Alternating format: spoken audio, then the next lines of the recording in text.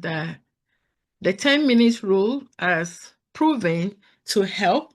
So when they have a task that look really mundane, we can give them, just get started for 10 minutes.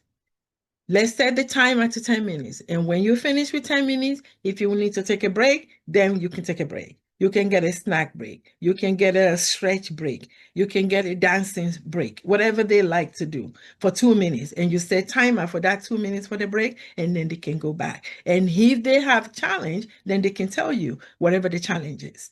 And then you can take it from there. So that is a strategy that you can also use for procrastinators. And I know that it's not just our kids, even some of us adults, we struggle with that as well. So let me see if you have any question. We have other questions. Okay, can you see my screen? Okay. So here's another question. And I'm not sure if I get this question correct. The way it was written is, what career am I able to do with law? I'm not sure I understand the question, but I thought maybe what the question is, and I know the writer of that question is on this chat. So if you want to unmute and ask your question, so that if what I put down is not what you have in mind, please unmute and ask your question.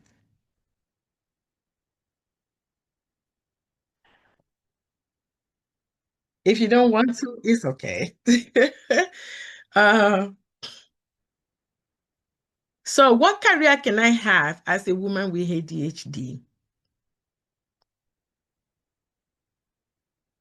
I hope that is the right question.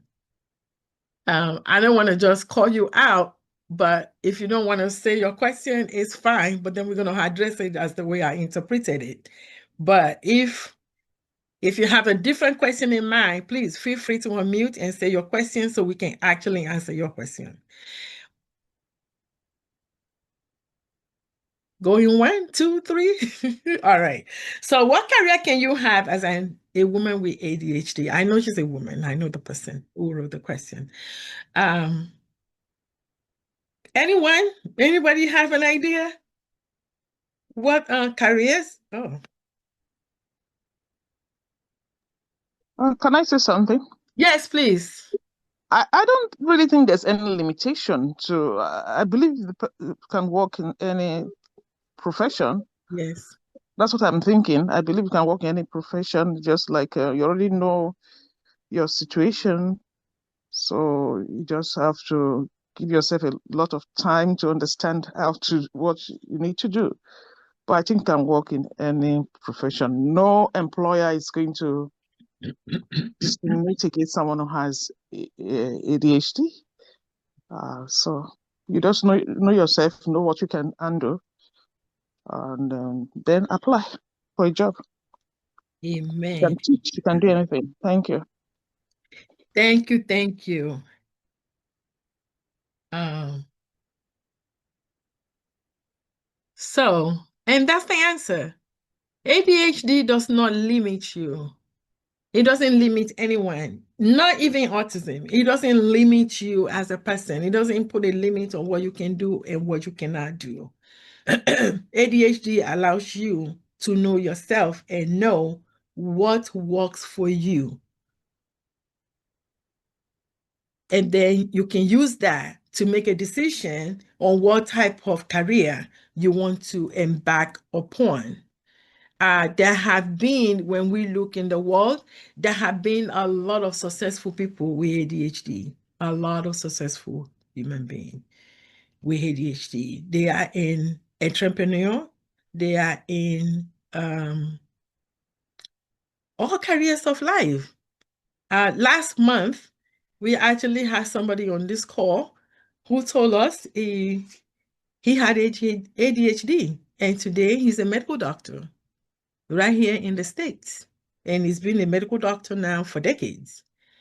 So it really does not limit you, but research shows that anything that had to do with creativity where you can bring your ideas, because we know that people with ADHD, they are very creative and they think out of the box. So you will sometimes you look for a career that allows you to do that because it fits into your natural self, who you are naturally. So they might get involved in something like, I don't know, being a screenwriter because you are able to be creative. Um, some people have the knack for entrepreneurship. People with ADHD, they can be laser focused on what they have interest in. So those are some of the characteristics. And when you think about what area do you want to go, you might want to think about what is it that really interests you. And then also what interests you, will that put food on your table? Will it pay your bills?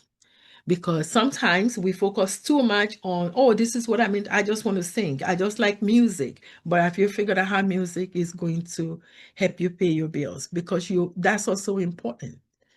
So you think of a way that you can also meet your needs at the same time, enjoy what you're interested in. That's the short answer. So I hope we answered the question. If not, please unmute and ask whichever one we miss. Oh, all right. So here's another question. Can executive function skills be included in IEP? And the quick answer, or the only answer, is yes. Yes, it can be included, and it should be included in form of accommodation. And these are some of the accommodations you can ask for in the IEP so that the teacher and the parents, they're working together to support the student to be able to learn and grow the executive functioning skills that we assist them in their lifetime. So visual schedules, checklists, we talk about some of those, digital calendars, you can build that into the IEP, color coding, folders, books, break down large tasks. We talk about that a little bit, provide extra sets of books. That's something you can ask for in the IEP, that a set of book is a set of textbooks that they're using in school. They will give you a set for home. So because there will be days that your child will forget to bring the textbook home. So having one at home kind of take that away. So if that is written into the IEP, then it will be given to you. So if you feel that your child needs that, then ask for that during IEP meeting, and then that will be provided. Using timers. Timers is a very good friend of people with ADHD if they use it correctly, especially if they have autonomy to it and they make the choice of when and how they want to set their timers. Structured workplace is something that parents can do. You can provide for them a place where they can actually work without or with limited distraction. And I say limited because we all know the social media, how it creep in before you know it, without you knowing it. So you also have to be cognizant of that as well.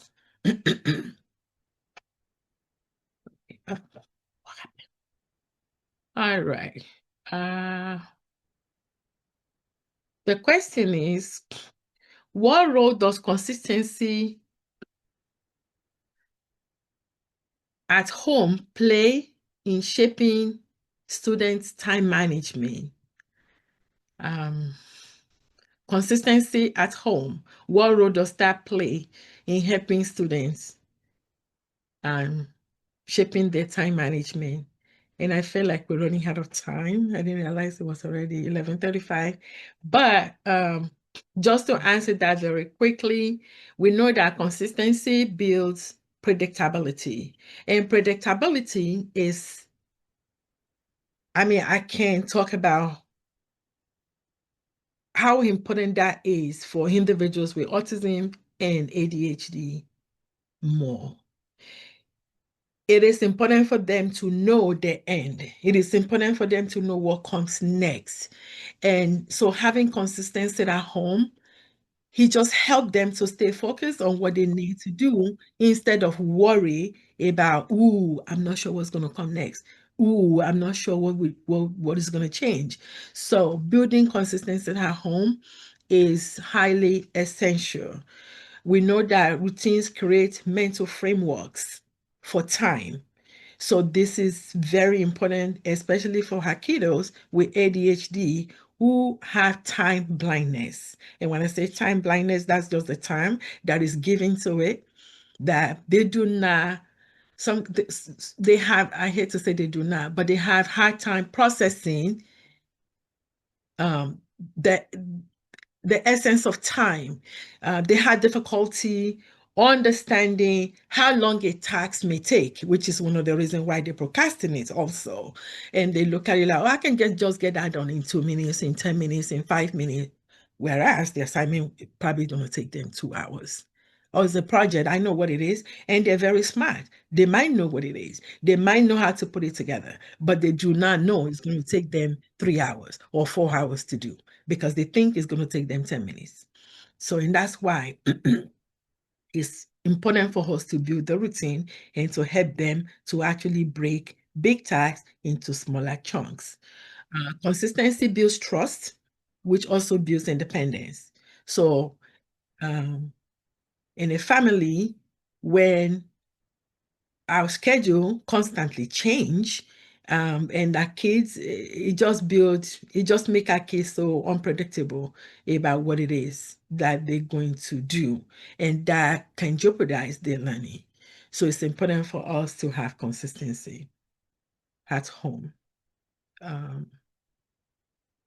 Somebody asks, and I don't know if she's here today, she asked the question, can ADHD be reversed?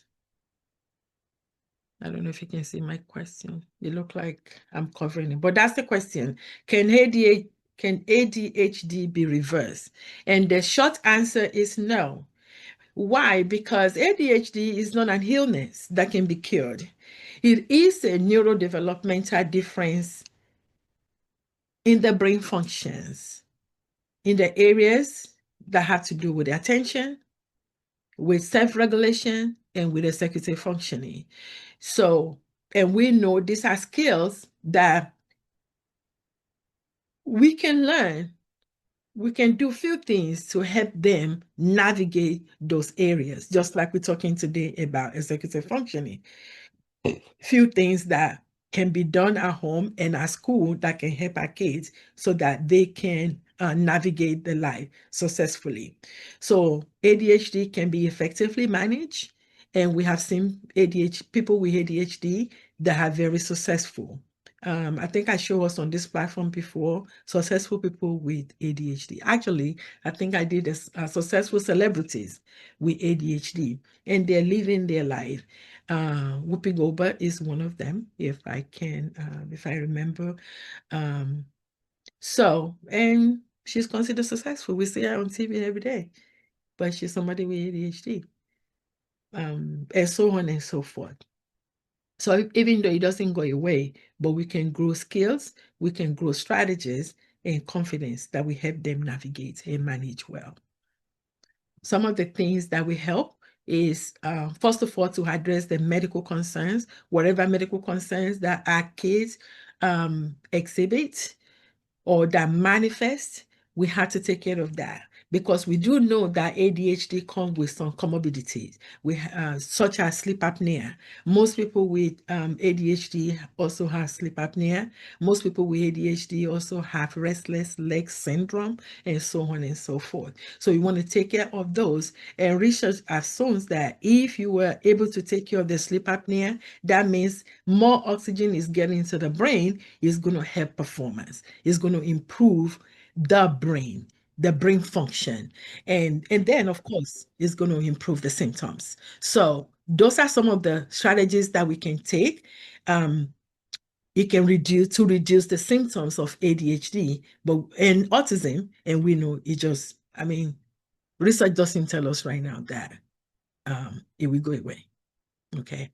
So And besides that, we want to strengthen executive function skills like the planning, organizing, and so on that we've been talking about. How can we help them to organize? How can we help them to plan? Behavioral strategies, continue to build routines for them. They thrive on routines, especially students with autism and ADHD. They thrive on routines. You can create a routine and they can create a routine that they are following. It would be much, much better for them and for us as their caregiver. Environmental support, we want to make sure that we help them reduce distractions as much as possible. They find a reminder app that will work for them. I shared with us last month few apps that our kids can download. Todoist is one of the ones that is free and is easy to use. It will actually remind them. It will talk, give them nuggets here and there, whichever one that works. If you want us to talk more about that, you can reach out to me. Also, behavioral therapy, coaching, and counseling can be of help for some individuals. Prescribed medication might help them to control their attention and the impulse control. And for all of us, understanding what that is, ADHD, autism, understanding what it is, it actually helps us to support our children better.